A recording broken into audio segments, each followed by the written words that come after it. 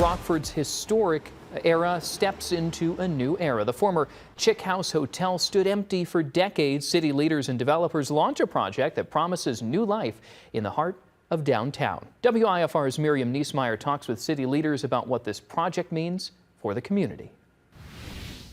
This is a property that has certainly been underutilized easily for decades. The Chick House Hotel opened in 1857, sat empty for decades in downtown Rockford.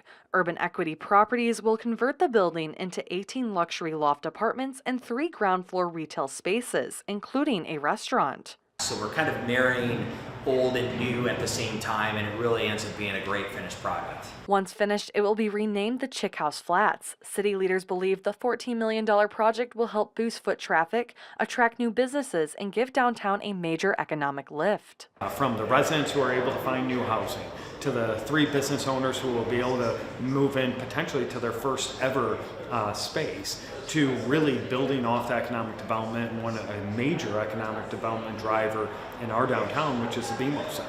Project builders say all of the historic integrity of the building will be preserved. It's one of the earliest still standing commercial buildings in the city of Rockford. There's only 3 buildings that are still standing from that era. Mayor Tom McNamara hopes this project becomes a catalyst for future investment. We're seeing new life in this entire area, and it's going to improve the quality of life of our current residents. It's going to help us bring new residents here. Developers expect to finish the Chick House Flats project in 2027. In Rockford, Miriam Niesmeyer, WIFR News. The restoration is part of the city's bigger vision to increase the number of people living downtown from more than 2,000 to 15,000 over the next 20 years.